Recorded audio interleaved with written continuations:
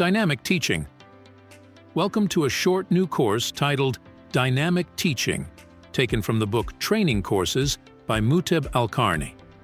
In this course, we will explore teaching methods, steps, techniques, and models. We will focus on effective methods for presenting a perfect lesson or exemplary lecture that ensures achieving educational results. This course is important not only for teaching, as it can also be called a training of trainers, TOT, course. In fact, training is teaching. In every training course, there is knowledge that the trainer wants the trainees to acquire, and in every teaching session, there are skill exercises that the teacher wants the students to master. So, let's get started.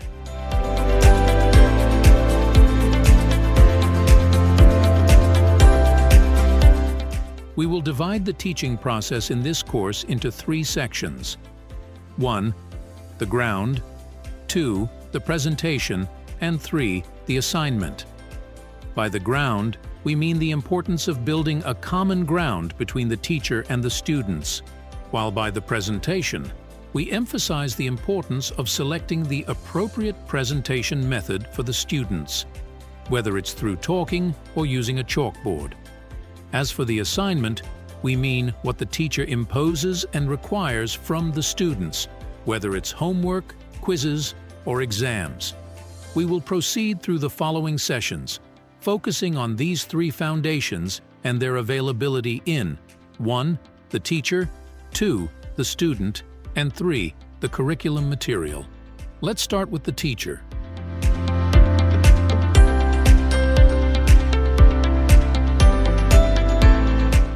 It can be said that there are 3 characteristics that must be present in every teacher, for one who lacks them has lacked professionalism. A professional teacher must 1. Consider the individual differences among students. 2. Focus on preparation more than presentation. And 3. Engage the student into the educational process. So, ask yourself as a teacher, do you start the lecture in any way while forgetting that students have differences in learning? Forgetting student differences is the first sign of failure to build a suitable teaching ground. Do you give 3/4 of your effort in preparation and 1/4 in presentation? Random presentation without preparation is the second sign of presentation failure. Do you impose participation in the classroom on the student, or do you talk alone and monopolize the stage? Monopolizing the stage means your failure to impose student participation in the learning process.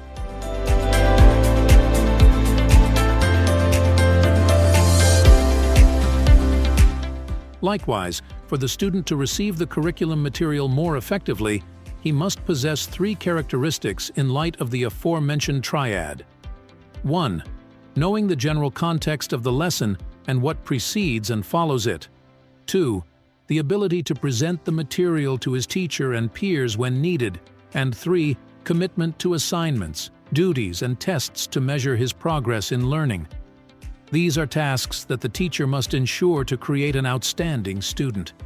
He must remind the student of what preceded the current lesson and what will follow it. This is the establishment of a common ground, and he must impose on the student to present what he has learned to him and his peers. This is the presentation. And he must require the student to commit to duties and impose tests on him to measure his progress in learning. This is the assignment.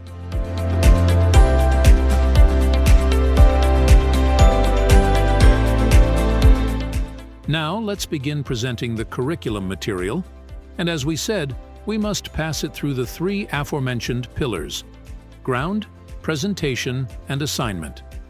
Building a common ground is the most important step in presenting outstanding educational material, and the best ground to start with is establishing the ground of love of learning among the students. An outstanding teacher is one who fosters love of learning in his students. The best way to promote a love of learning follows from the teacher acknowledgement to the students that he is learning with them. For learning is an enjoyable and long journey, and everyone learns. Ask yourself, do you start the lesson by saying, "We are all learning. You are learning from me, and I am learning from you, with the intention of creating a common ground between you and your students, which is love of learning? Do you ignite the spirit of learning in everyone?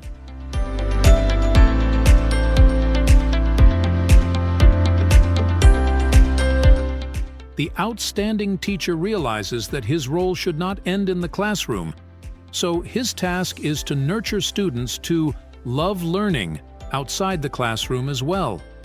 One of the ways to build a common ground for presenting outstanding material is to build a teacher-student relationship or rapport. For building a relationship based on cooperation, respect, and understanding is an accelerator of the teaching process. Education is a social process. As the educational philosopher John Dewey says, ask yourself, do you build relationships with your students before the lesson? Do you ask them about their lives and plans over the past weekend? Do you remember their names and the names of their parents? Do you know their general circumstances? The presence of a relationship between the teacher and the student indicates their firm standing on common ground.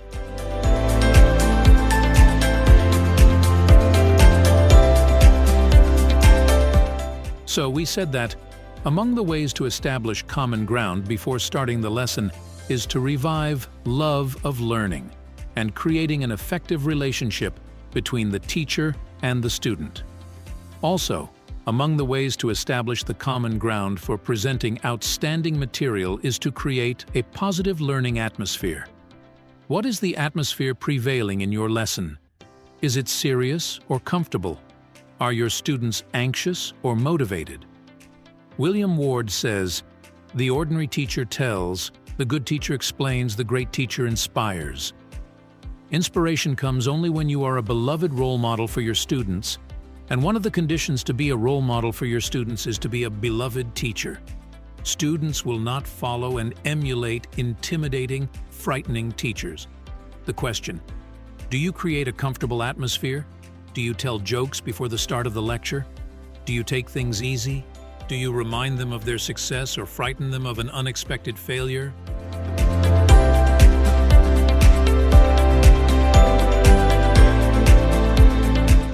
So, we said that among the ways to establish common ground before starting the lesson is to revive love of learning and creating an effective relationship between the teacher and the student.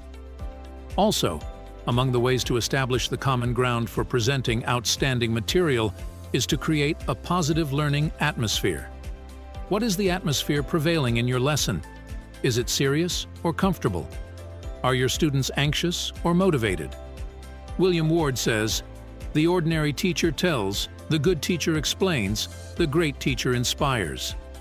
Inspiration comes only when you are a beloved role model for your students, and one of the conditions to be a role model for your students is to be a beloved teacher.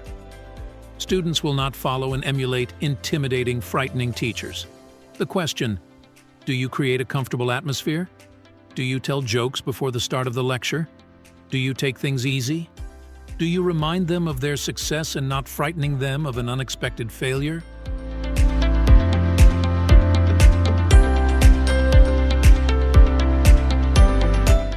Review is what makes the outstanding teacher, as it is the process that reinforces previous information and connects it to the upcoming information.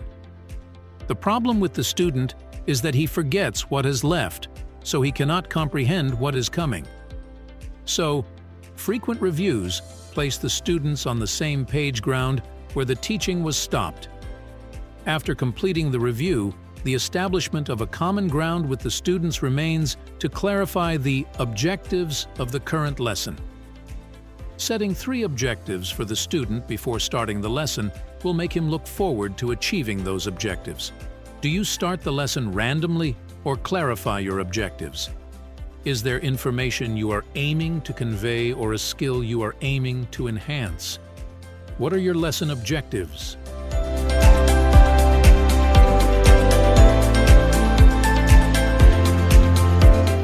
These are the aspects of the ground on which the teacher and the student stand. Ask yourself, Do you build a common ground between you and your students? Do you start by explaining the importance of knowledge for you and others to revive a common participatory goal?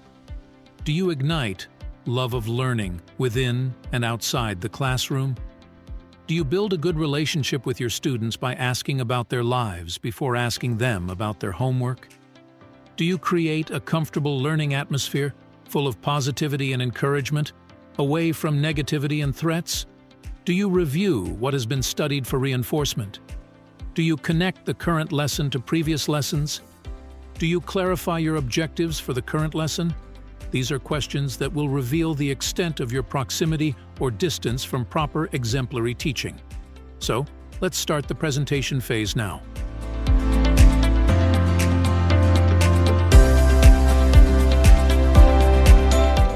After establishing the ground, you can now begin the presentation, which means presenting the curriculum material, and we will list below various effective presentation methods. Among them is lecture-based instruction, where the teacher delivers a lecture directly to the students, which is a method called direct instruction. It is also called didactic teaching, as it takes on a preaching, directing, and instructive style.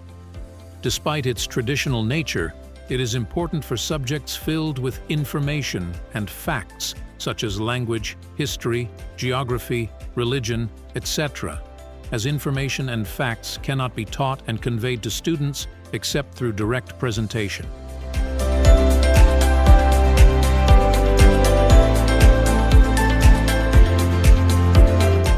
However, there are 4 teaching methods that can enhance the effectiveness of lecture-based instruction, which are 1. Teaching basics before details. 2. Teaching less before more. 3. Teaching concrete before abstract. And 4. Teaching visual before written. First, it can be said that one of the biggest obstacles to direct teaching is putting details before fundamentals. Ask yourself, do you teach basics first, then test students on them, and after ensuring their understanding of the basics, you move them towards details? Mixing the basics with the details is the obstacle to direct teaching, and the exemplary teacher is the one who establishes the fundamentals first, then addresses the details later to ensure the structure of his teaching does not collapse.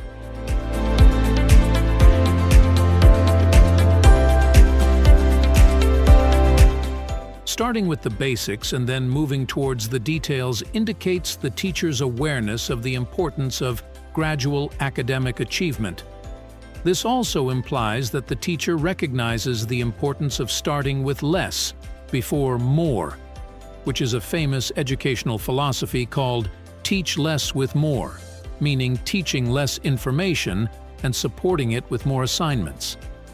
Since direct teaching demands students to listen for long periods, the teacher should minimize talking and increase exercises to ensure the student's ability to listen, as studies show that students cannot listen to more than 10-20 minutes of continuous speech.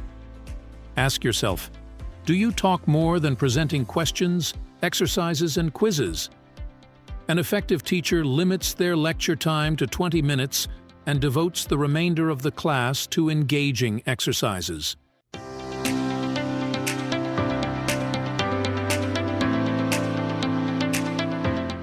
Based on the above, it can be said that what makes direct instruction effective is the teacher's focus on fundamentals more than particulars and on exercising more than talking.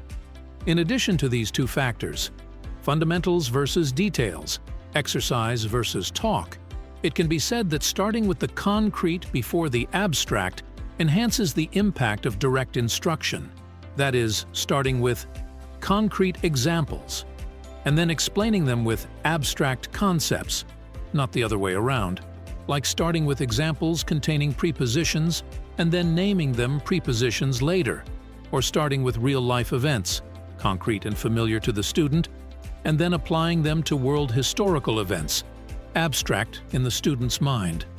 In fact, the concrete paves the way for understanding the abstract.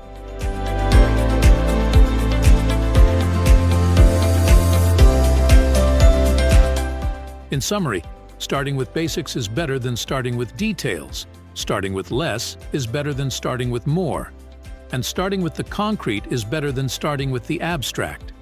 We also add that starting with the illustrated is better than starting with the written. So what makes direct instruction attractive is the use of visual aids and multimedia.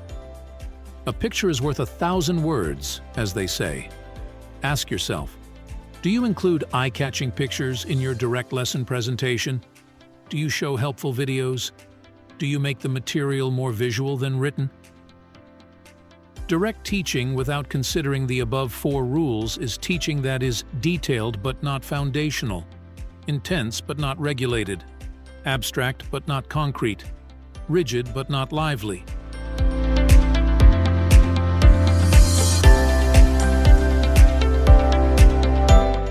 We said that among the available presentation methods, 1.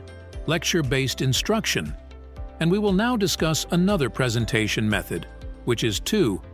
Problem-based instruction, where the teacher starts the lesson with a problem and asks students to search for possible solutions. If lecture suits factual subjects, then problem suits problem-solving subjects like mathematics, chemistry, etc., where the math teacher presents a problem and asks students to solve it, and even leads them, if necessary, step by step in exploring solutions. Question: can you turn your material into a problem to encourage your students to find possible solutions to it?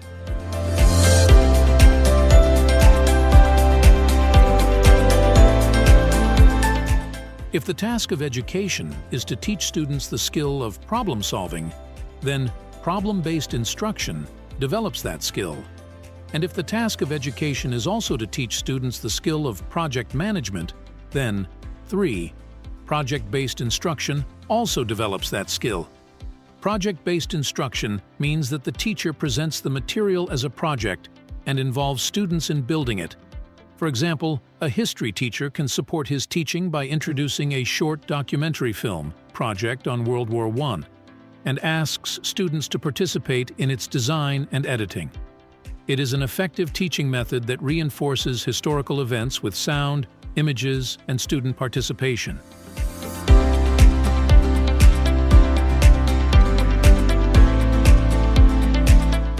So we have lecture-based, problem-based, project-based teaching, and we also have 4. Inquiry-based instruction, where the teacher presents the material by asking questions, which is the method of the Islamic scholar Sharawi, who always repeats, "God says what? God says so-and-so. The Prophet says what? The Prophet says so-and-so."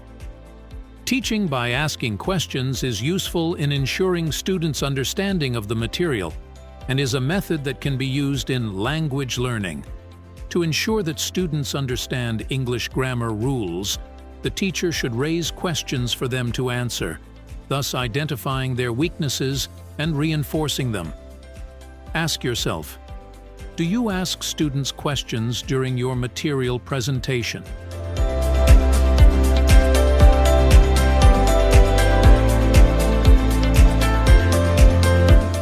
The method of teaching, problem project, and inquiry is better than the method of lecture-based instruction. For one simple reason: they are methods that engage students in the educational process, and this makes the difference, which is called collaborative learning, where the student and the teacher cooperate in achieving the goals of the current lesson. Among the presentation methods is also 5. Student-based instruction, or peer teaching, where the teacher involves his students in teaching the material. The student learns more from his peer than from his teacher. Do you enable students as teachers? It is an option that requires a solid foundation and a successful relationship to create a comfortable atmosphere for students.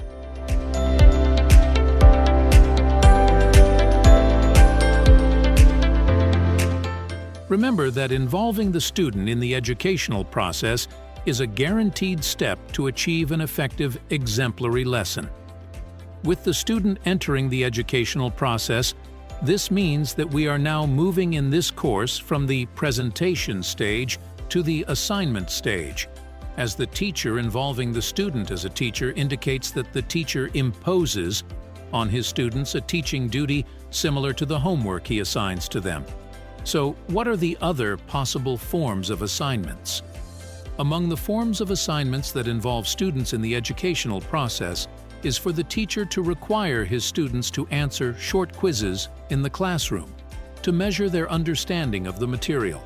And among the assignment methods that also involve students is for the teacher to involve his students in student groups to solve some complex exercises.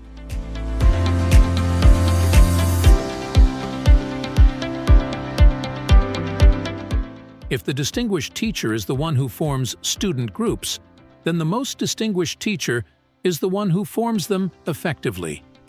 One of the effective ways to form distinguished student groups is to have the smallest possible number of students in each group. It is also effective for each group to contain a distinguished student, designated as a leader and guide for all members. Another way is for each member of the student group to solve the problem individually before collaborating on it. Another method is the jigsaw technique, which aims to share students' knowledge among themselves, where students are divided into expert groups, and then each group specializes in a topic and shares it with another expert group.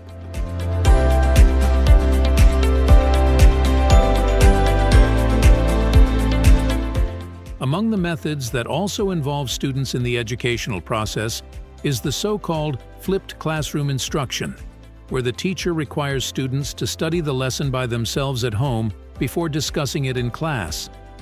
The classroom is then dedicated only to discussions and exercises to ensure student engagement in the process. This method is beneficial as it promotes students' love of learning and self-study skills, as it requires students to learn by themselves before entering the classroom, which represents the highest levels of education. So, before attending class, students should follow a lesson online with the intention of discussing it, rather than receiving it again in the class.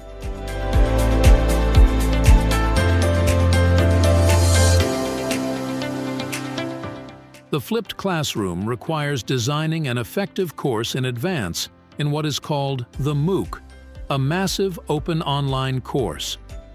MOOCs are typically made up of modules, or short learning units, each discussing a skill in 2 or 3 minutes. Since MOOCs are electronic courses, teachers must overcome the challenges of students' reluctance to study the units by themselves before attending. Therefore, it is necessary to provide colorful and engaging units wherever possible to alleviate the burden of self-study on students. This is the challenge of distance learning.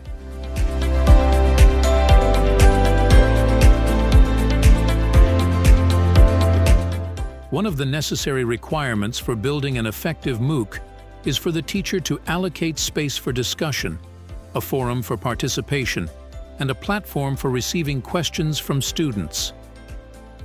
The MOOC is not only a direct course, but an interactive course among students.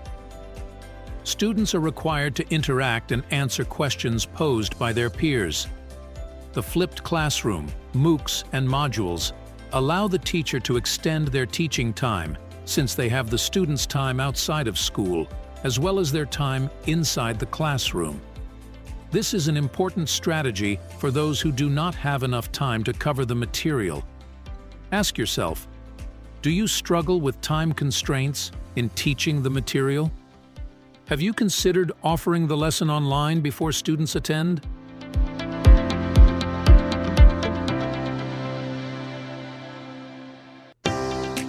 Among the methods that involve students in the educational process is role-playing, where students are asked to play roles suitable for theater and art subjects. Another method is debate, which can be used to enhance foreign language speaking skills. Students can participate in debates on a topic in English, for example. Another way to engage students in the material is by using games in teaching known as gamification. The goal is to ask yourself, can you apply all of the above? Can you enforce role-playing, debate, and games with the intention of engaging students in learning?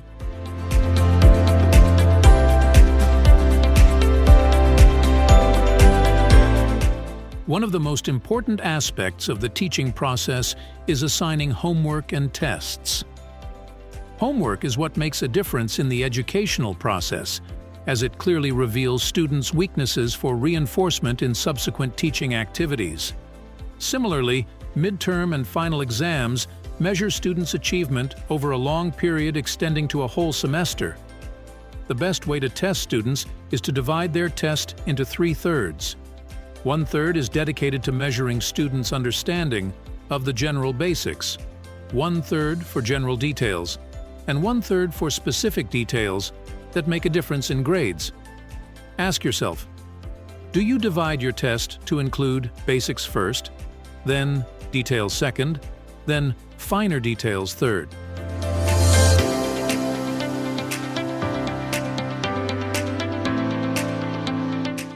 If review is important for reinforcing the previous educational process, then corrections, or what is called feedback, is important for improving the next educational process. Therefore, it can be said that student paper corrections are an opportunity to guide students towards their weaknesses, to work on developing them, and towards their strengths, to work on reinforcing them. Testing and correction are what distinguish between educational institutions, schools and universities, and non-educational institutions. The absence of testing means the absence of learning, and the absence of correction means the absence of education. Students need both education and learning, and this is only achieved through testing, homework, and then evaluation and correction.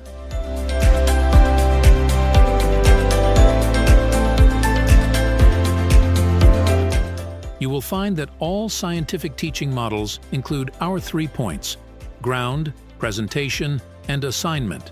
For example, the 5E model is an abbreviation for 1. Engage, 2. Explore, 3. Explain, 4. Elaborate, 5. Evaluate. Likewise, the Assure model for teaching by William Horton includes the above and is divided into 6 steps. 1. Analyze, 2. State, 3. Select, 4. Utilize, 5. Require, and 6. Revise.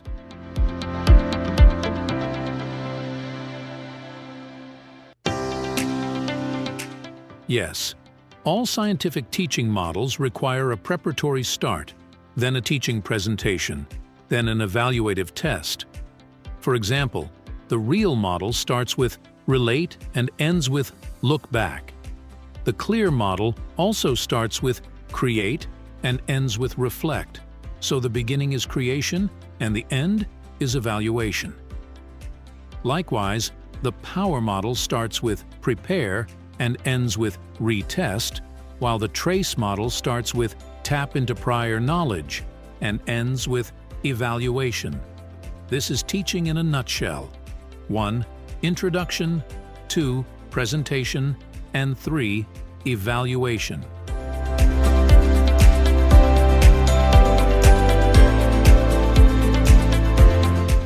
Finally, we come to the conclusion of the Dynamic Teaching course.